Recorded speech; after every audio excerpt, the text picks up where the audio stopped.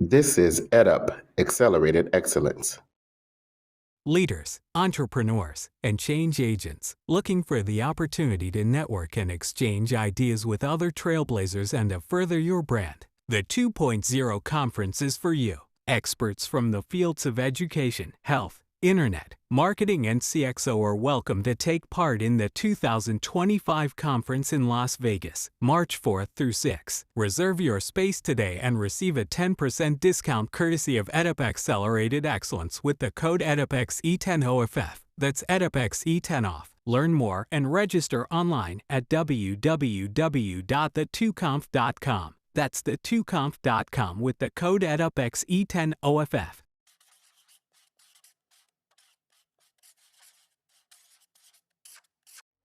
You're listening to EdUp, Accelerated Excellence, a podcast for the advancement of educational effectiveness and equity across both traditional and non-traditional learning spaces and experiences. You can imagine our intrigue and excitement as we received a pitch to focus on the role of education in preparing individuals for the role of call center representatives. How could we turn it down? So we began an investigation on the topic. Call centers are centralized hubs where customer service representatives handle client interactions through phone calls or other communication channels. Their primary functions include resolving customer inquiries, addressing issues, and fostering customer satisfaction, making them integral to customer relation management. Call centers can be inbound, receiving calls, or outbound, initiating calls for sales, surveys, or follow-ups.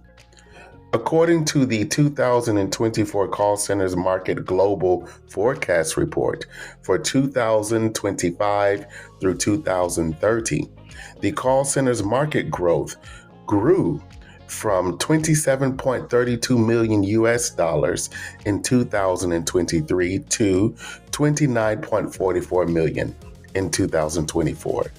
And it is expected to continue to grow at a compound annual growth rate, or CAGR, of 8.24%, reaching $47.57 million by 2030.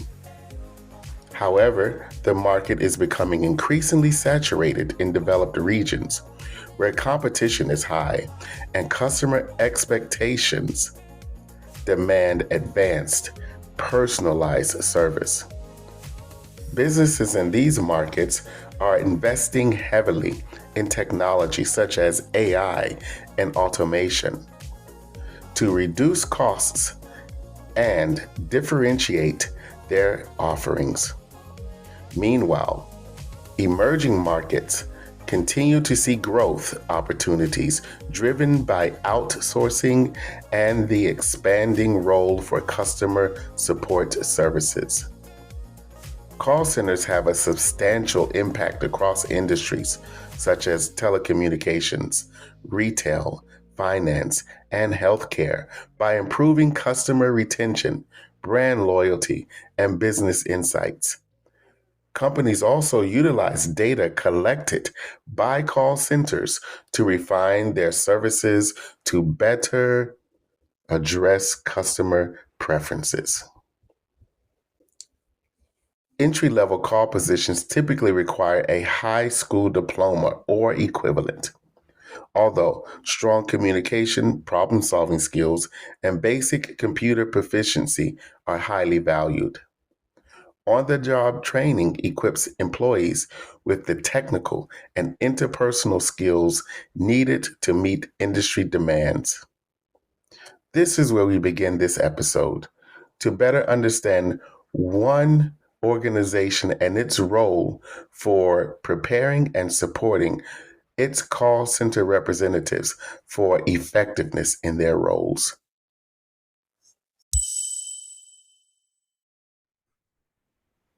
Welcome back to EdUp Accelerated Excellence, a podcast for the advancement of educational effectiveness and equity across both traditional and non-traditional learning experiences and environments.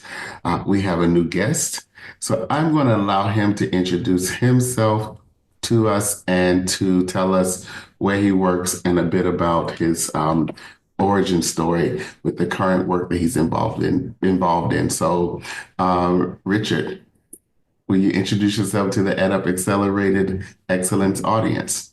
I would love to. Jacob, I can't thank you enough. I'm so happy to be a guest here today.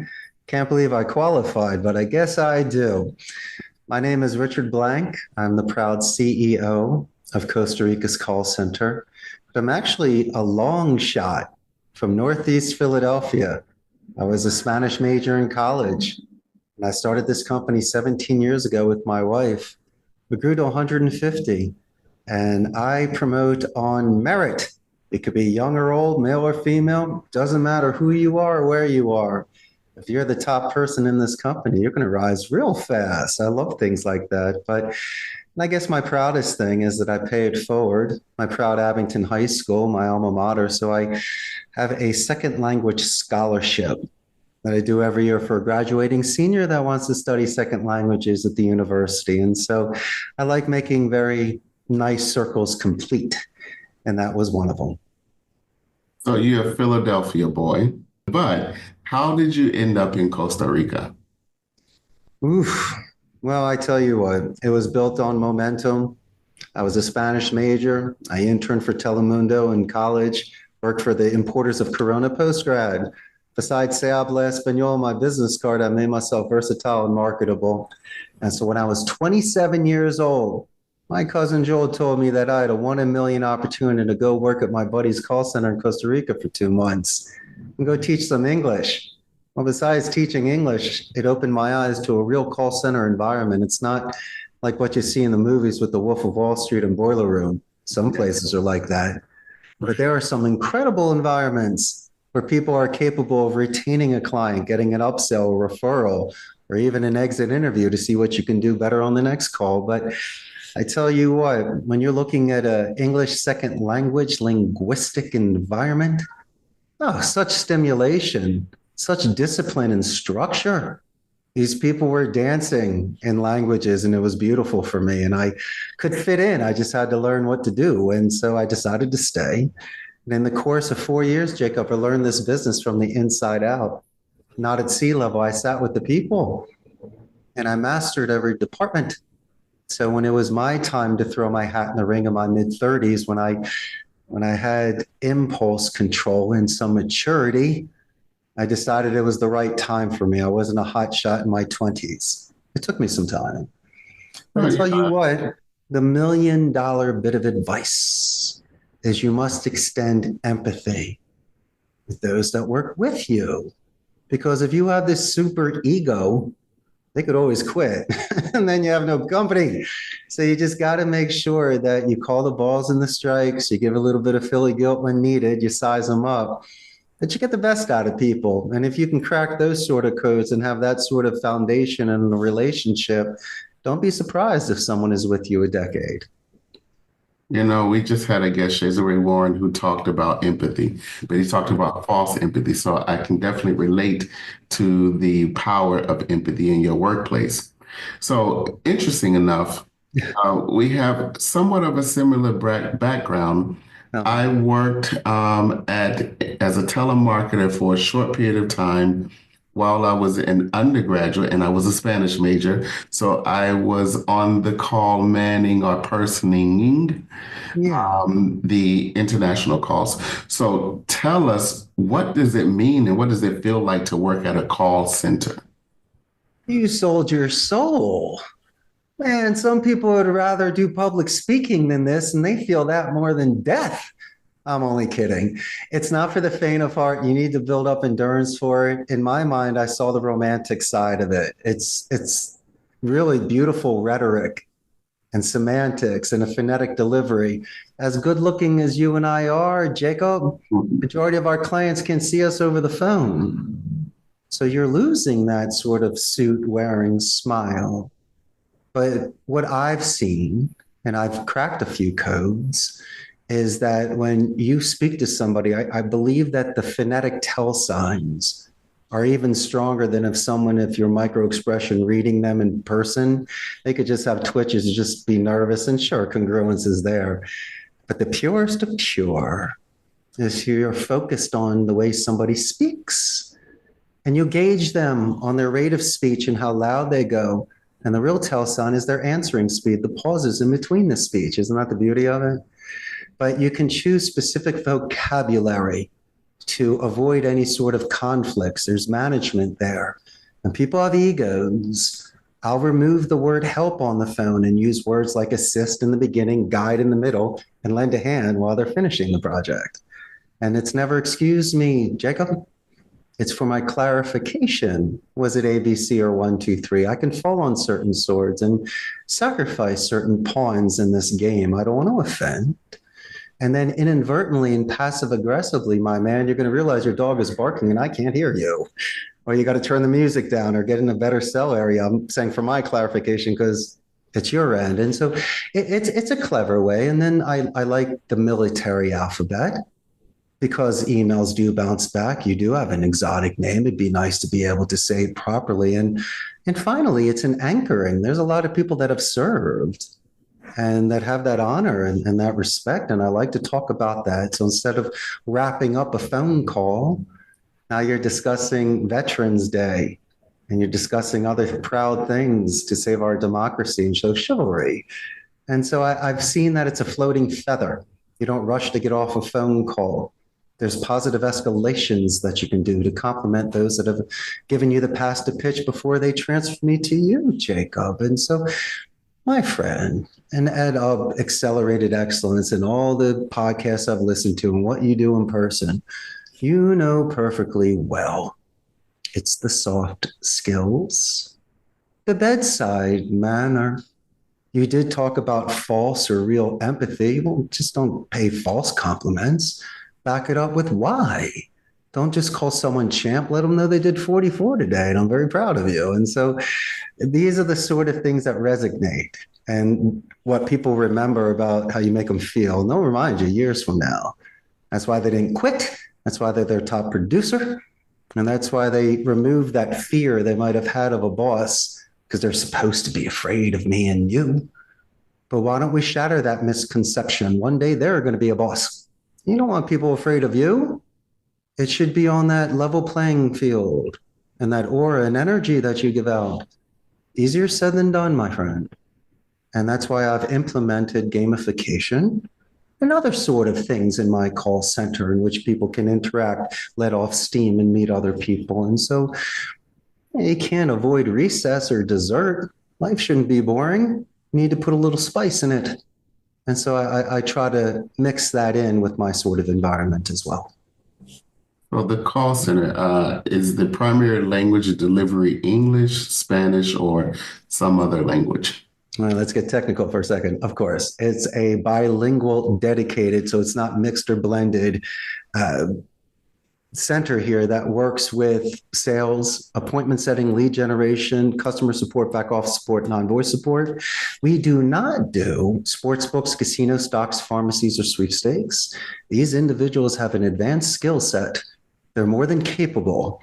Companies such as Amazon, HP, Intel, and Oracle are here because of our infrastructure and our labor pool.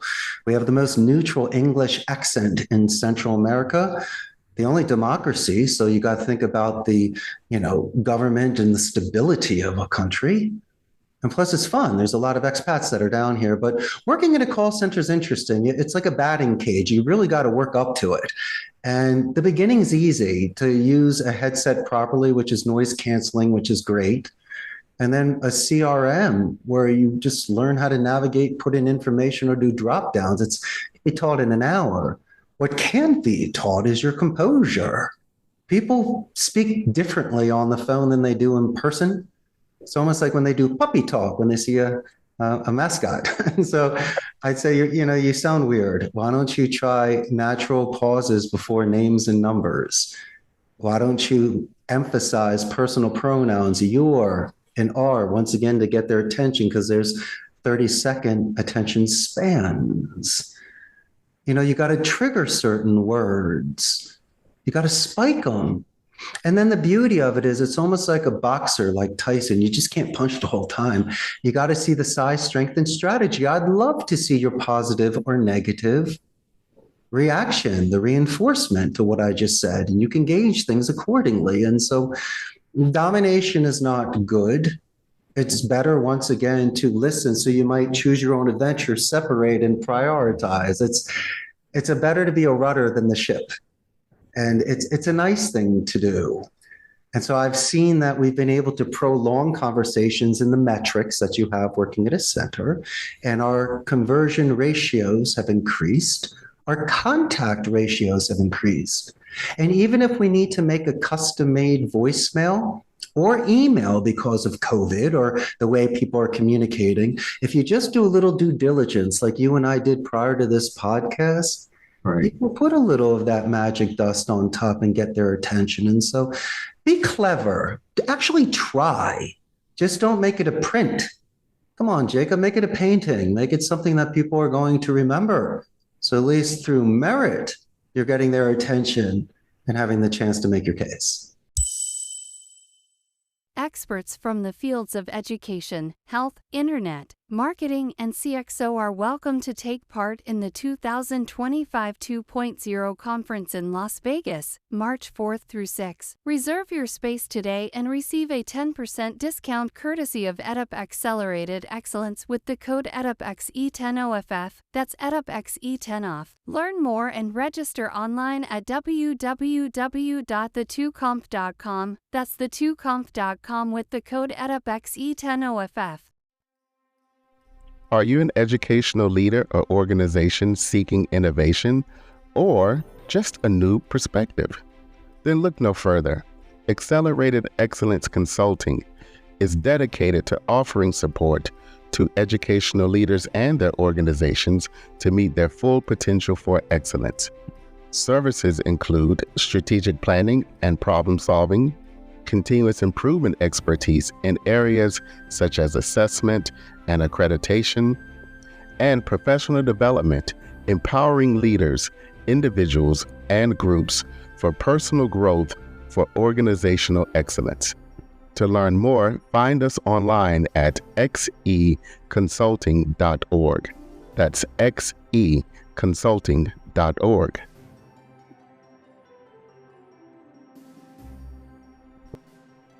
So let's talk about the educative element. So you have someone who's new and interested in this line of work.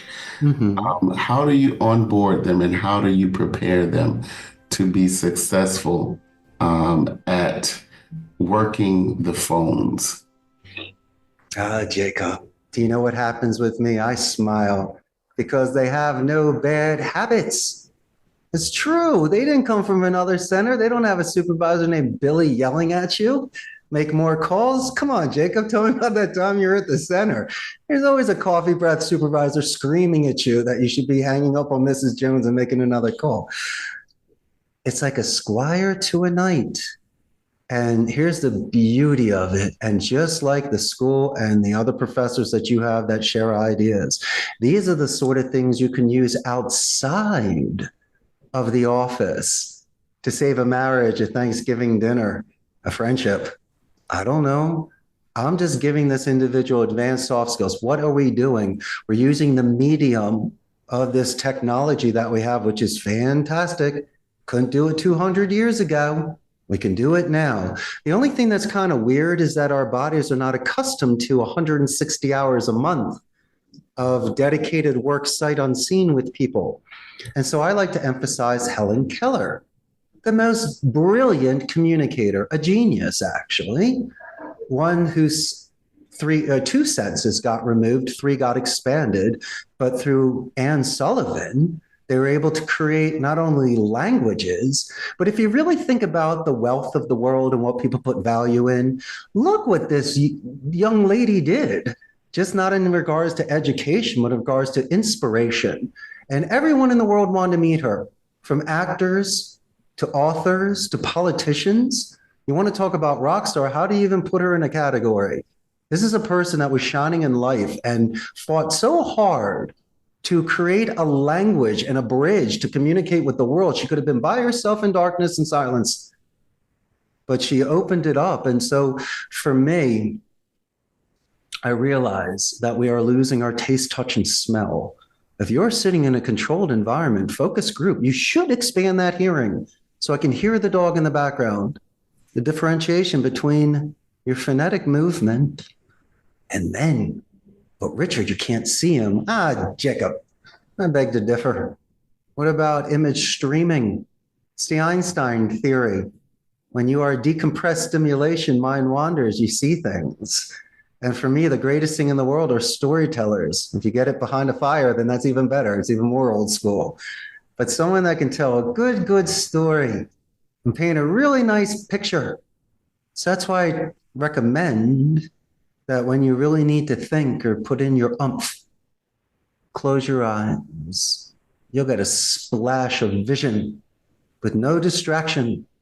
And it's very easy for you authentically to describe what you see. And the majority of the time, it's within you that's coming out of you, and you're relying on your intuition and your vision. I mean, I'm not spacing it out there, but come on, Jacob. I could only imagine you with a full classroom, conference hall. Look, I've seen you in your suits looking super sharp and good. Smiles all around you, hugs aplenty. People sharing only the greatest moments and what's to come. Exchanging phone numbers, slaps on the back, buying each other rounds of drinks, making plans. Come on, I can picture it. I can taste it. I'm sure you do surf and turf, so everyone gets happy at dinner. I know you. So why can't you tell people what you see? Why can't you get excited for their growth and for their projections? And so for me, that's authentic, my friend. When you start describing and you get excited over things that are off of your script and you can zig and you zag, that's how I describe making phone calls to someone. Because if they do that force much, they're going to hate it like maybe you did back in the day or some of your co-workers, and they decide to quit. But if you stick with it, you can be the strongest gladiator and make $1 million making phone calls and building armies. That's what I was able to do. I found a beautiful art of speech. And as long as they can see that, then they'll love their work and they'll be very good at it. That's my approach towards someone entering this industry. And so how would you tap someone? So I know you talk about these innate qualities in some ways, but who would be the perfect person or perfect individual to be able to join a force to work with, for example, Costa Rican call center? It's all shapes and sizes, my friend. You could have the soft-spoken female to be at the right place at the right time, or the assertive Philadelphia kid like me, which might be a different taste. But I tell you what, I mean, there's certain checkpoints prior to someone being sitting in a class. They'll, of course, be making some recordings for me for us to consider. Looking at their resume, schmesume, who cares? Turn it over and write me a couple paragraphs of a coming of age moment so you can tell Jacob and I when you beat up a bully. That's what I want to hear from you. So at least I can hear a really good story.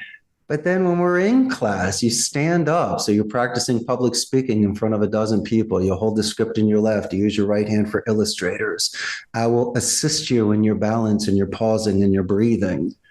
I'll work with you on certain words that may be difficult to pronounce, but guess what, buddy? We can always write it out phonetically. I'll teach you how to spell it. Speak it first, spell second. And that reduces an enormous amount of knowing that word is coming, or when the word is there, focusing on it too much.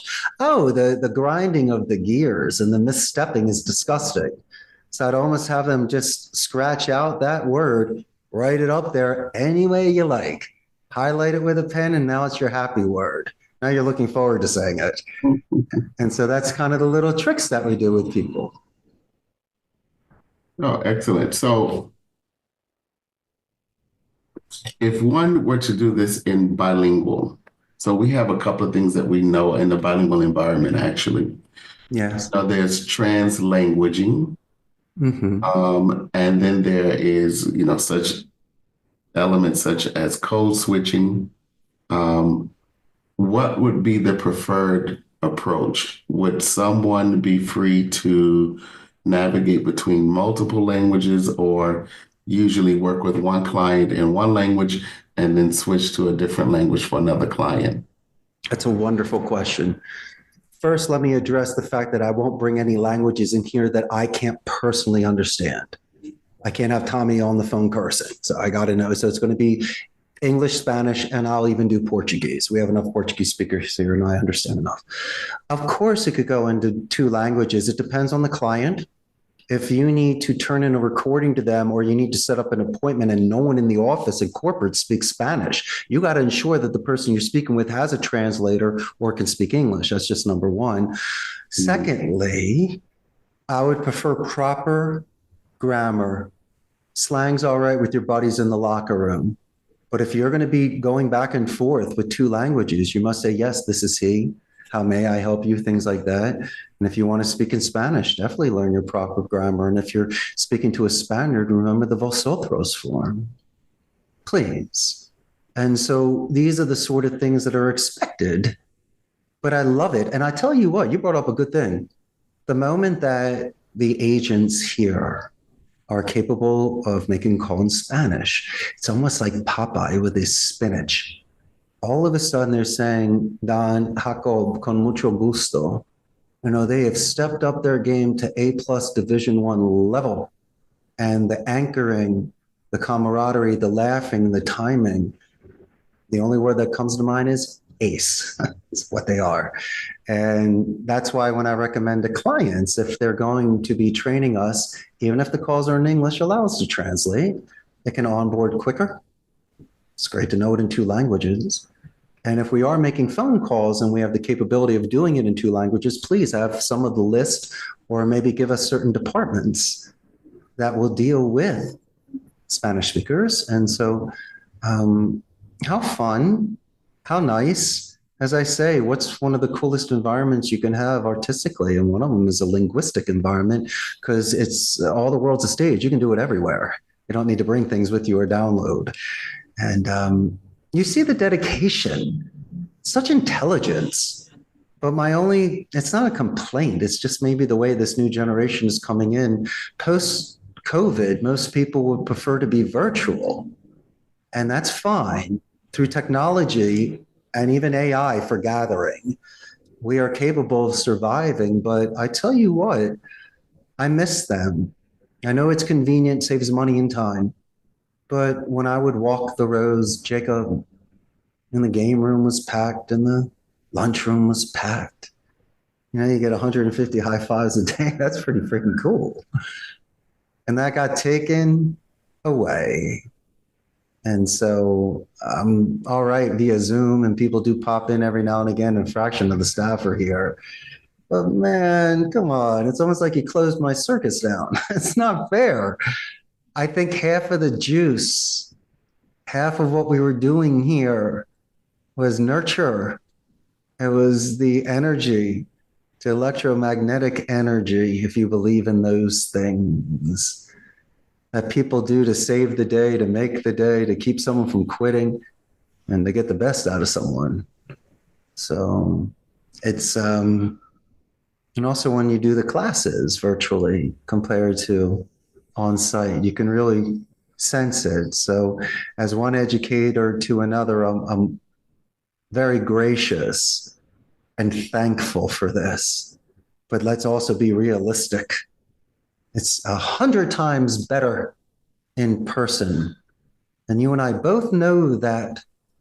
And so if I can extend that sort of empathy towards people, letting them know that we miss them and that there's always an open door policy. If there's a problem at home with the internet, your computer, or dog barking, or electricity, come here. There's a turnkey station. We'd love to see you. Heroes welcome.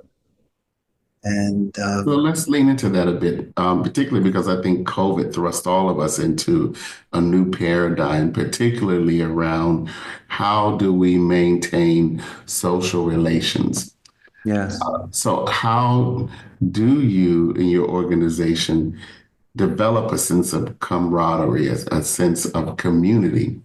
Both, I would say, prior to COVID, and then how does that look now that, as you mentioned, some of the employees have moved online? Hmm. Maybe it's more shadowing, additional support, not poking the bother, but to say, is there something you may need? We can bring it to you. So it's like these Uber Eats and foods to go. We will try to make it as once again stress free for you. What have I seen? I've seen, there's a funny 15 to 20% of something. Everything's about 80%, but then depending on the variables, things change. Since people can save time and money through travel and have the luxury of eating at home and working in their PJs, I think that might have increased things by about 5% in regards to production. Okay. So we're at 85%. Why aren't we in the 90s? You lost a complete 15% in regards to the on site training, the camaraderie, the IT support, the arcade game room. How about just getting out, shaving, putting on clothes, and looking smooth? You know, you got to keep your game going. How about this? I've had a lot of people through the 17 years that have met here, gotten married, and have had children. I've had some call center babies that have been here the whole 9 months, and I say hi to them every day, talk to the tummy. What's my point? That's not going to happen anymore. Those two people through destiny might never meet now. We've hired a bunch of people post COVID, but Right. those A and Bs are never going to make C anymore. And so that's something that's very interesting too. And it's not just me, my man. I can't hit the ball and drag Johnny. It's collective. So what can I do? I can only do so much without being annoying. It's just what are they willing to contribute? So these chat rooms that people have, those are good for business when you need to send out certain stuff or remind certain stuff. But we also permit it to be used as what it is. Shout outs and what's ups. And even if, hey, did you watch, the last Better Call Saul last week? Why not? As long as everyone's numbers are good and people are still communicating, I'll take it all. And you want to know something else that's kind of funny? Like we're looking in each other's backgrounds. When you're on Zoom calls with people, it's fine, but you do see what's behind them. Yeah, I see purple elephants. I'm like, yeah, Jacob, I like the stuffed animals that you have and what's going on back there. But then you see a little bit of someone's life. And so it would have never been shared with you before. But in essence, if I had to give the overall grade, it's not performance wise, it's just overall grade. It's like a B plus. We're not in the A area anymore. It's not honor roll or AP advanced placement. You have removed the magic of a call center. And now with AI, that will be replacing a lot of frontline workers because we received a call yesterday from our cable company in Costa Rica. Very nice voice. Guy went super slow. You had to press 1 to 5 if you were happy, gave you 4 questions. It wasn't annoying. I was like, okay, that just took a job from someone. And let them gather it to the 10-yard line. But then, Jacob, come on, you got to give us the ball for the remaining 10 yards touchdown because it's the empathy. It's the human connection. A lot of these calls don't allow you to vent. There's a lot of times you have to repeat your information, punch it in, it's wrong, they hang up on you. So they haven't perfected it yet and also taken into consideration uncanny valley theory. The more that it acts like humans, the more we get freaked out. I like R2D2. C3PO kind of freaked me a little bit. And those are the things, too, that the market may speak. So you might see those sort of adjustments where real human conversation might be considered a luxury in the near future. So there's a commercial here in the US. And the company really prides itself on when you call their call center, you speak to a person, Yeah, not AI generated, that's right. AI generated interaction. Mhm. So, what has been the approach of your organization to either integrate or counter the recent developments in AI within your field? I'll be completely honest with you. Sometimes these kiosks make your burger more consistent than the kid behind the counter. And so if people are able to, and I'm going to say it again, gathering, if they're capable of gathering for me information, so human error, fatigue, misstepping gets completely taken out, that reduces that sort of time on a phone call and frustration.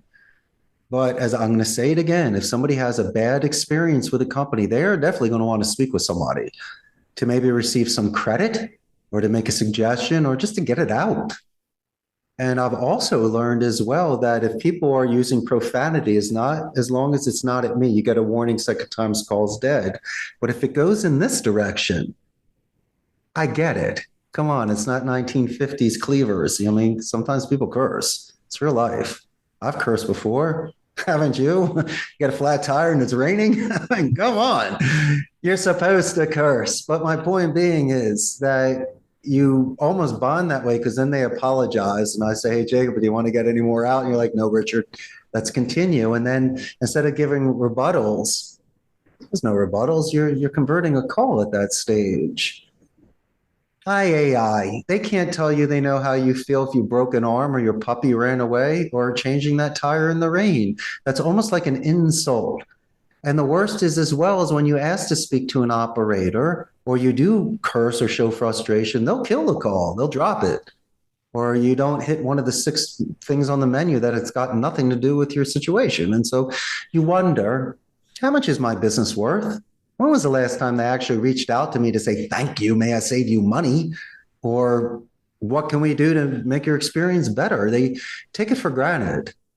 And so, as I say, my friend, any company that decides to put in that human touch for courtesy calls or receiving calls, they're going to get a lot more business these days. Mark my word.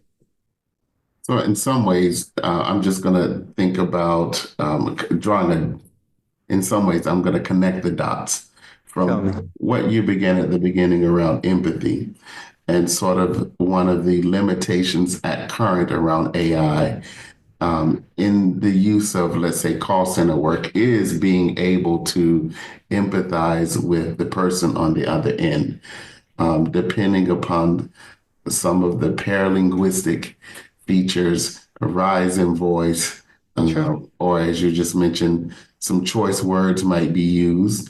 I do know if you use certain words on my phone now, Apple phone or my iPhone with Siri, she'll say, "Oh, that's rude," but It's not creepy. necessarily, not necessarily being able to empathize with one's frustration. It's never going to hit uncanny valley. Our intuitions, our sixth sense, as we survived in the rainforest, forests, and mountains. There might have been things that might have looked human or looked like a certain, and it wasn't that. Mannequins that are too real. And so if you ever took a CPR class and you had to do the mouth to mouth resuscitation with that dummy, it's kind of weird. I mean, Yeah. that literally looks like a woman and it's everything's there, but it's just not, something's just not right compared to if you were doing that mouth to mouth resuscitation with a human being. But I got your point, but I'm still willing to believe that my sixth sense, my cosquillas will kick in if some sort of chat box says, I love you, or I'm sorry for you, or I'm even happy for you. Then why aren't you saying it face to face? Like anybody could be writing that thing. That's not right. It's like a Hallmark card. I'd rather you make it yourself. It's a million times better. That's what goes on the fridge, and that's what you save. I'm telling you, my man, the more that this stuff is nonverbal and it's omni-channel non-voice, where it's going to be chat, email, and texting, it's going to lose its luster. It's not as powerful as if it's the spoken word or even that handwritten letter, which AI might be able to produce. But until that time comes, I still save the letters I have from grandma and I treasure those things. And so do not worry.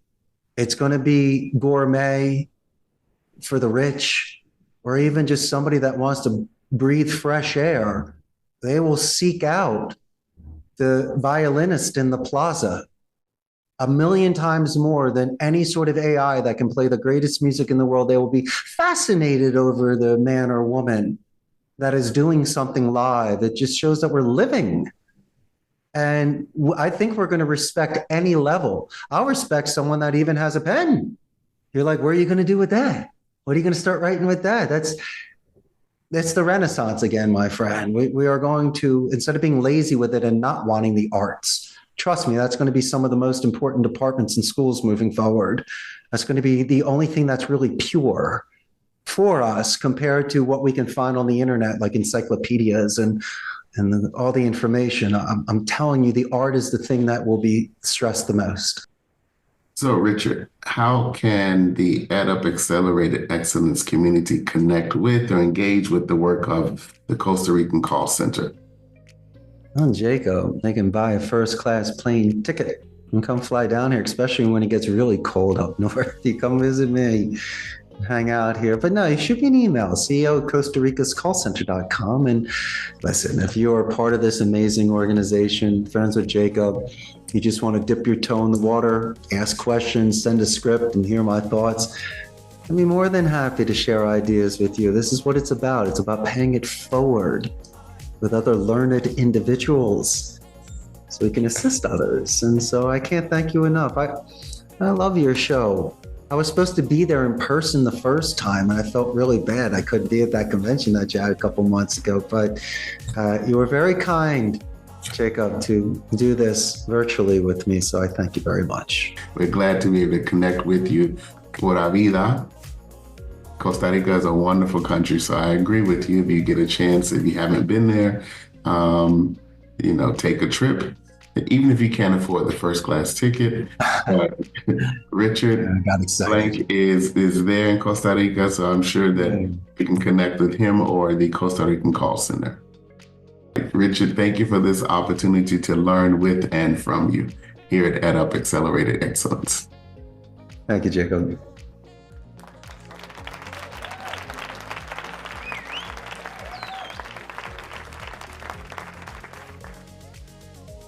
EdUp Accelerated Excellence community, we want to hear from you. If you have feedback on this episode or want to suggest future guests, please contact us online at edupxe.com. That's edupxe.com.